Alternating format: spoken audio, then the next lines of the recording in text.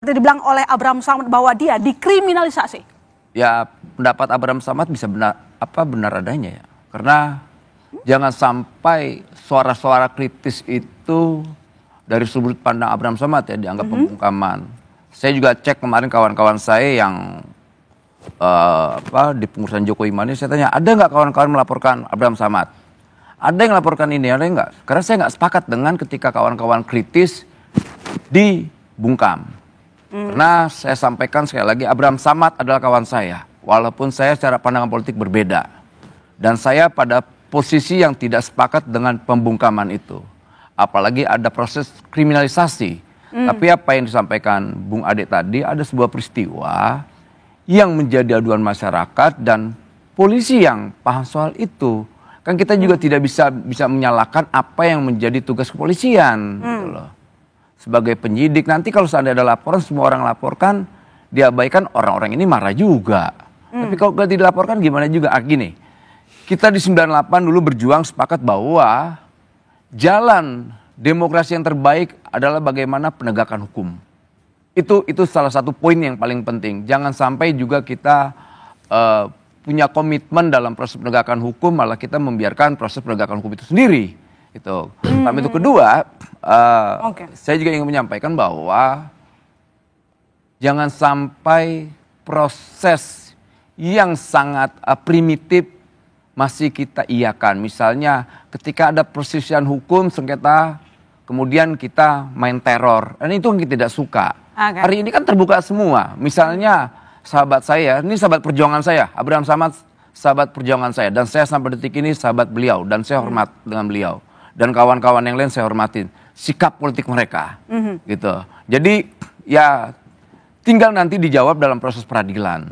Itu yang langkah yang paling baik lah. Jadi abang setuju bahwa apa yang terjadi terhadap Abraham Samad merupakan pembungkaman demokrasi. Nah sekarang apakah abang juga setuju bahwa Abraham Samad tengah dikriminalisasi? Itu kan sudut pandang yang bisa harus kita lihat ya peristiwanya. Tapi dari hasil pemeriksaan, dipanggil, begitu protes, dan ini di podcast, dia sebagai tuan rumah. Abang setuju atau enggak dengan pernyataan teman abang, Abraham Samad? Ya soal kriminalisasi pasti nggak setuju dong. Nggak mungkin dong saya ngeliat kawan seperjuangan saya, kemudian dikriminalisasi, nggak mungkin. Saya nggak akan.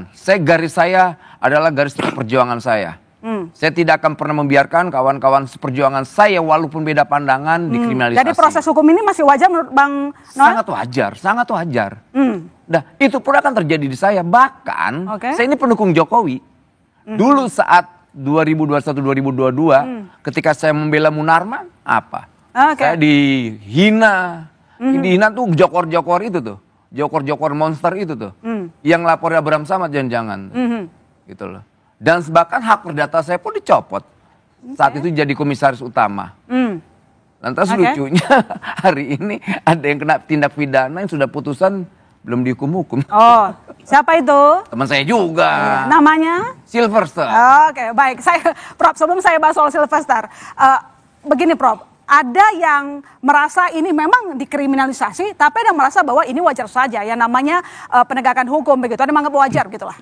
Ya, pertama saya ingin mengutip pidato Presiden Prabowo tadi di halaman 7 alinea pertama. Jangan habiskan energi kita untuk mencari siapa yang salah, tapi bagaimana kita mencari solusi atas masalah yang terjadi. Kaitan dengan itu bahwa persoalan kriminalisasi itu bukan kan persoalan sudut pandang. Sebaiknya adalah ditentukan sudutnya baru dipandangi. Yang jadi masalah adalah dipandangi dulu baru ditentukan sudutnya. Sehingga akhirnya sangat subjektif. Dalam konteks kriminalisasi secara teoritis kan sebetulnya sebuah transformasi.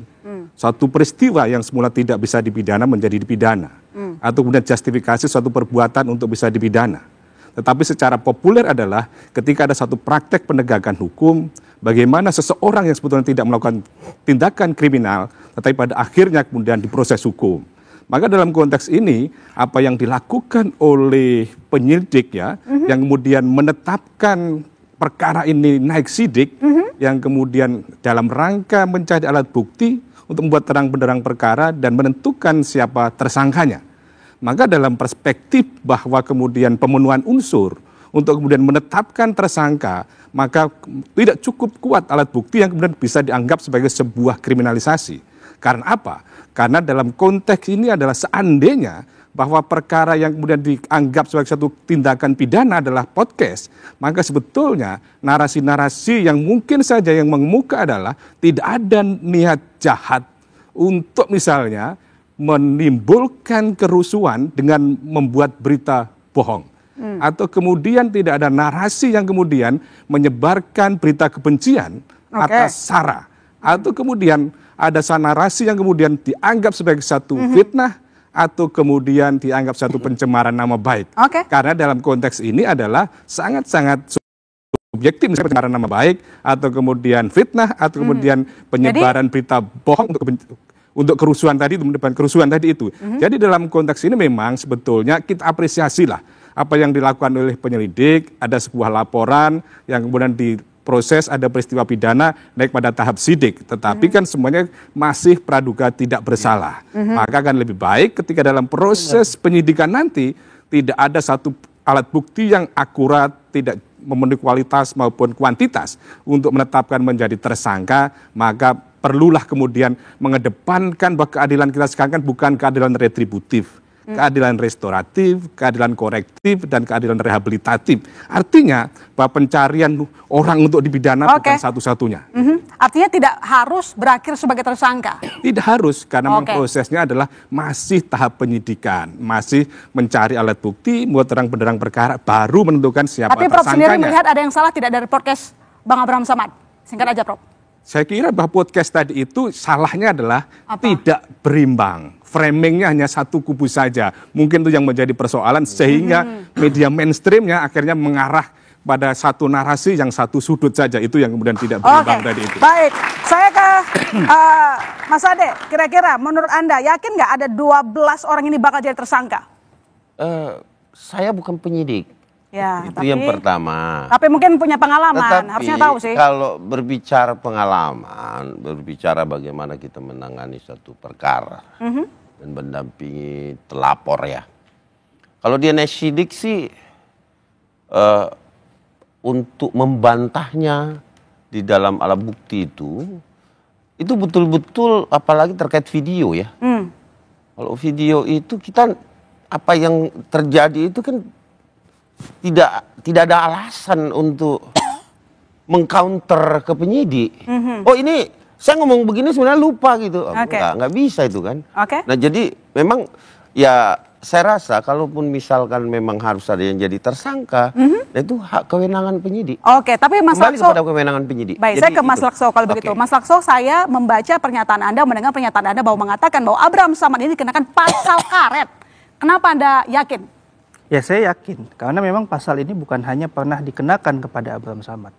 Kasus Haris Fathia itu naik sampai pada tahap yang berakhir pada dibebaskan Haris Fathia sampai tingkat kasasi. Artinya Mahkamah Agung sebetulnya sudah mengakui bahwa pasal-pasal itu digunakan untuk mengkriminalisasi, membungkam aktivis yang ada di Indonesia.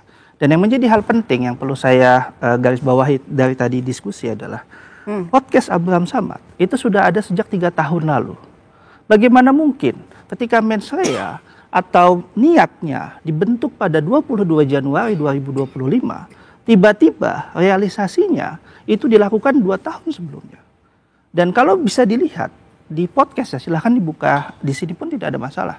Abraham Samad tidak hanya mengundang satu orang saja, tapi dia bergantian mengundang berbagai pihak untuk bicara soal politik, bicara soal hukum, bicara soal hak asasi manusia, dan bicara soal kondisi-kondisi kekinian. Itu yang menjadi titik penting. Dan inilah menurut saya yang menjadi salah satu pembeda antara rule of law dan rule by law adalah ketika rule of law itu kita bicara mengenai negara hukum. Rule by law bagaimana menggunakan hukum untuk bisa mengikuti kemauan jadi tadi kan disampaikan oleh Prof Suparji bahwa meski sudah naik sidik belum tentu akan ada tersangka, tidak harus ada tersangka. Menurut Anda? Ya betul. Ya betul. Tapi sebenarnya Anda terima atau enggak? Kalau kayak gitu kan seakan-akan Anda terima gitu loh, diperiksa habis itu tidak jadi tersangka. Maksud saya gini Bu, Mbak, pernyataan Prof. Siddiq tadi betul bahwa memang pada saat proses penyidikan itu tidak harus ada tersangka. Itu kenapa tidak harus ada orang yang melakukan. Kenapa? Itu karena memang kalau kita bisa melihat definisi dari penyidikan sendiri adalah mencari siapa pelakunya. Tapi poin yang saya ingin ungkapkan adalah di sini terjadi cherry picking oleh penyidik. Kenapa Abraham Samad yang diundang? Padahal kita lihat banyak media lain yang juga mengundang orang yang sama. Mengundang Roy Suryo, mengundang Rismon, tapi tidak dipanggil sama sekali oleh. Tapi mungkin yang tadi disampaikan oleh Mas Ade juga, kenapa yang diundang cuma Roy CS? Mungkin Bang Ade mau diundang, bukan, mau kasih keterangan. UGM. Minimal UGM. Nah, itu kali. Jadi begini, ya saya ini sedikit bahwa kalau mau mengambil satu, ini kan kalau berbicara jasa palsu, konteksnya jasa palsu. Alangkah bagusnya kalau berimbang, tentu otoritas, minimal otoritas lah. Kalau kami mungkin, kalau kami ini pengetahuan kami tentang ijazah asli apa palsu itu kan belum tentu bisa dipahami. Tetapi kalau otoritas kan jelas itu. Gitu. Sebenarnya Bang Abraham Samad mengundang nggak dari pihak Jokowi misalnya? Atau kita jangan sampai tergiring bahwa dalam satu podcast itu harus ada dua pihak. Haris Fathia itu satu pihak. Dan itu memang yang membedakan antara podcast dengan media-media lainnya. Podcast itu adalah media alternatif. Dan memang itu adalah semacam deep interview yang dilakukan terhadap satu orang atau mungkin dua orang. Nah disitulah saya ingin kita kembali kepada proses penyidikan yang dilakukan sekarang. Pemanggilan itu jelas-jelas ada di surat pemanggilan bahwa ini terkait dengan peristiwa tanggal 22 Januari 2025. Tapi mengapa pada saat kita masuk ke ruang pemeriksaan di Kapolda Polda, itu yang ditanya 99% itu adalah pertanyaan mengenai podcast. Dan sama sekali tidak ada pertanyaan mengenai tanggal 22 Januari. 22 Januari ada apa? 22 Januari penjelasan dari penyidik ada rapat yang dilakukan dan ada konferensi pers dilakukan oleh Egy Sujana. Di sana sama sekali Abraham Samad tidak ikut dan itu pun peristiwa 22 Januari itu kita baru ketahui ketika penyidik menjelaskan bukan pada saat awal tetapi pada saat akhir. Menjelang penutup. Dan semua pertanyaannya lebih banyak soal podcast. Oke, Pak Arianto. Tadi disampaikan oleh Pak Suparji bahwa meskipun sudah naik ke tingkat sidik, belum tentu berakhir ada tersangka. Tidak harus dipaksakan ada tersangka. Benar demikian? Ya, tidak ada unsur pemaksaan. Di dalam tingkat penyelidikan, itu penyidik atau penyelidik mengumpulkan alat-alat bukti yang ada pertama kali. Ya.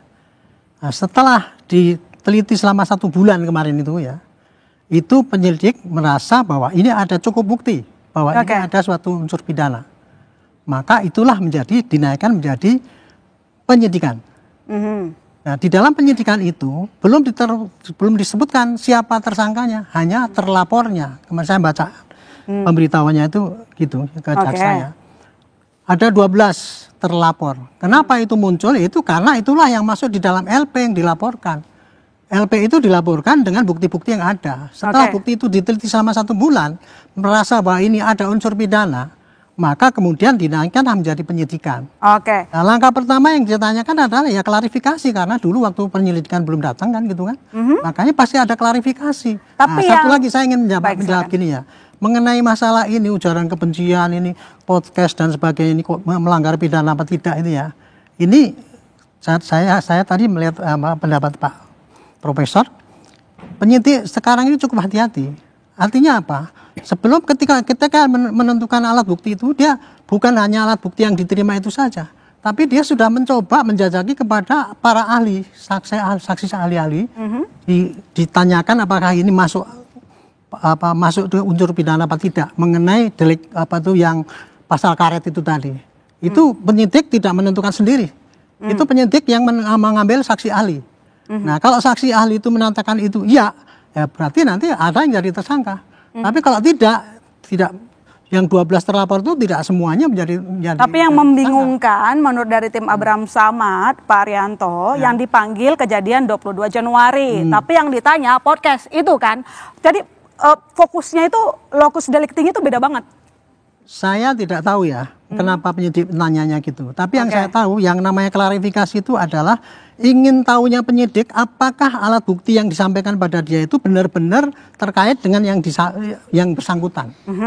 Karena mungkin yang dilaporkan adalah mengenai masalah podcast ya. Makanya penyidik akan mendalami apakah podcast itu betul-betul miliknya Pak Abraham Samad. Tapi kemudian di mana yang menjadikan dia itu ikut dijadikan ikut serta di dalam tuduhan itu ya, itu saya tidak tahu kenapa kok tidak ditanyakan. Tapi yang jelas penyidik menanyakan mengenai podcast itu ya karena di dalam laporan itu Pak Abraham Samad itu dilaporkan situ sebagai podcast. Makanya oleh penyidik akan didalami benar nggak ini. Kalau ini benar gitu ya, nanti dia akan sampaikan kepada Pak Saksi Ahli. Pak Saksi Ahli, ini podcast itu ngomongnya begini. Ini masuk enggak dalam pasal karet itu tadi gitu.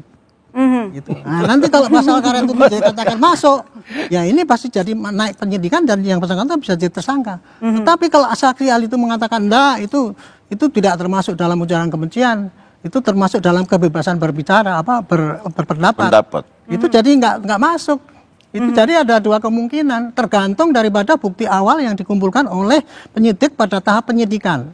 Bukti awal itu bisa alat bukti, barang bukti yang ada, dokumen, kemudian saksi keterangan ahli ya, keterangan ahli, kemudian petunjuk itu, keterangan terdakwa kan nanti itu. Itu kalau ini cukup, itu nanti pasti akan naik penyidikan. Tapi kalau tidak, ya nggak jadi tersangka. Oke, kalau tidak jadi tersangka, Prof. Suparji, kalau memang sudah ada penyidikan, tapi kembali tidak ada tersangka, artinya memang laporannya dari awal memang salah. Ya, kalau laporan bukan sesuatu yang salah, tapi kan ada proses kan. Ada proses kan gitu loh. Bagaimana ibaratnya mengolahnya kan gitu loh. Setelah mengolah menjadi penyelidikan kan, terus kemudian ada keyakinan ada peristiwa pidana, naik pada kemudian penyidikan. Nah, penyidikan tadi kan dalam rangka mengumpulkan alat bukti supaya terang benderang perkaranya dan menentukan siapa yang bertanggung jawab atau kemudian siapa yang menjadi tersangka. Kalau seseorang yang kemudian disebut tadi tidak cukup alat bukti, misalnya tidak ada dua alat bukti yang bersesuaian yang mengatakan dia sebagai pelaku tindak pidana atau menjadi tersangka, maka tidak bisa ditetapkan. Jadi dalam hal ini bahwa menarik adalah sebetulnya yang dilaporkan itu kan banyak pasal kan, ada pencemaran nama baik ya, kemudian ada fitnah, dan ada yang menggunakan ITE kan itu, sampai kemudian penghasutan kan itu. Saya kira ini kan pembunuhan unsurnya kan tidak gampang. Itulah yang kemudian disebut dengan pasal karet. Apa yang dikatakan pencemaran nama baik itu gitu loh. Apakah setelah ini tercemar namanya, apa buktinya tercemar kan gitu kan. Terus kemudian misalnya ujaran kebencian, apakah setelah podcast itu kemudian menimbulkan kebencian kepada seseorang atau bagaimana, ini kan adanya akibat-akibat tadi itu yang kemudian yang tidak mudah untuk ditentukan. Maka setelah kemudian akhirnya mendasarkan pada alat bukti saksi, kemudian mendasarkan alat bukti surat, ketika penyidik belum punya keyakinan, maka membutuhkan ahli untuk menerangkan, memberikan keterangan ahli sesuai dengan kemampuan. Tetapi sekali lagi keputusan ada pada penyidik untuk memutuskan apakah tersangka atau tidak. Gitu. Mas Lakso, kira-kira apakah cukup alat bukti atau menurut Anda ini justru sangat dipaksakan untuk menjerat seorang Abraham Samad? Sangat dipaksakan, karena saya tetap konsisten dengan pernyataan pertama saya tadi. Kalau memang logikanya adalah ini soal podcast, berapa banyak semenjak tanggal 22 Januari 2025 sampai hari ini Mbak, media, podcast dan lain-lain mengundang Roy Suryo, mengundang Rismond Sianipar dan lain-lain. Dan ini merupakan salah satu hal yang menurut saya yang berbahaya dalam proses penegakan hukum, karena ini cherry picking. Dan salah satu yang menjadi persoalan dalam konteks rule by law itu adalah penggunaan pasal-pasal itu untuk melegitimasi kemauan dari penguasa atau pihak yang mampu mempengaruhi. Dan saya ingin menjelaskan lagi Mbak satu hal penting, bahwa saya malah menjadi bingung dalam diskusi ini. Kenapa? Karena tadi sebagian mengatakan bahwa tidak ada yang melaporkan Abraham Samad. Abraham Samad ditemukan dari proses penyelidikan. Tapi ada penjelasan juga bahwa ini dilakukan karena ada yang melaporkan Abraham Samad. Jadi yang betul yang mana, Pak? Dan ini pun jawabannya tidak saya dapatkan dari proses penyidik jelaskan. Yang kedua, Abraham Samad tidak pernah dipanggil dalam proses penyelidikan. Itu sudah ditegaskan dalam berita acara pemeriksaan. Humas Polda menjelaskan bahwa proses penyelidikan memanggil Abraham Samad. Tapi sama sekali Abraham Samad tidak pernah menerima surat panggilan untuk permintaan klarifikasi pada tahap penyelidikan. Baik, saya ke Mas Marcelinus. Apa yang terjadi kepada Abraham Samad sangat berbeda dengan Sylvester. Ya, sudah lama, sudah ingkrah, bertatan hukum tetap, tapi belum juga dieksekusi sampai sekarang. Menurut Anda, kenapa demikian? Ya, itulah. Ada tebang pilih nggak kira-kira? Ya, itulah yang menjadi dasar kami dari Aruki ini untuk mengajukan gugatan pra-peradilan ke Pengadilan Negeri Jakarta Selatan. Karena gini, masyarakat itu punya banyak cara untuk mengawasi dan mengontrol kinerja tindakan aparat penegak hukum. Termasuk cara-cara untuk mengekspresikan kekecewaannya terhadap proses penegakan hukum sepanjang cara tersebut tidak melanggar hukum. Oke. Nah, menurut saya memang ini terjadi sebuah pengkhianatan terhadap sistem peradilan pidana dan juga pembangkangan terhadap hukum. Oke. Karena dalam sistem peradilan pidana sudah dibuat sedemikian rupa dari penyelidikan, penyidikan, sampai pada akhirnya digelar persidangan, yang tentunya outputnya apa? Putusan yang berkekuatan hukum tetap harus dilaksanakan eksekusinya. Jadi menurut Anda memang ada tebang pilih? Jangan dijawab dulu Mas Marcelinus, dua arah, segera kembali saudara.